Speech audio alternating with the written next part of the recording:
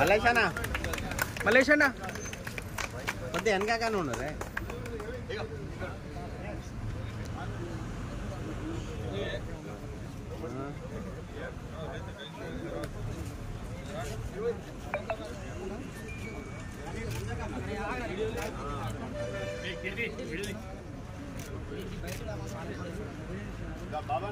Video नहीं दिखा photo ली रहे రేవంత్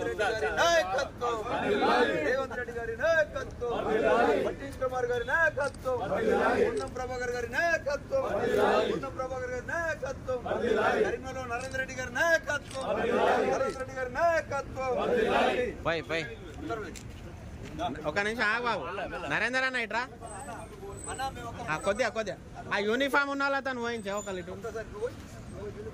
బాబు బ్రదర్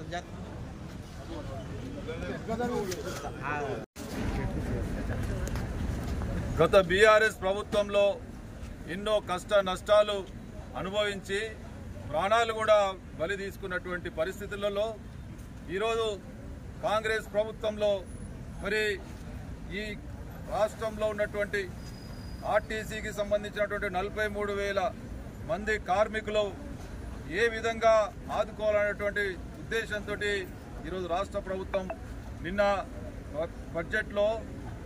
285 కోట్ల రూపాయలు గతంలో వీళ్ళకు రావాల్సినటువంటి బకాయిలను బాండ్లకు సంబంధించి ప్రభుత్వం విడుదల చేయడాన్ని మేము ఆర్టీసీ కార్మిక లోకమంతా కూడా ఈరోజు సంతోషం వ్యక్తం చేస్తూ ఉంది. ఈ కార్యక్రమంలో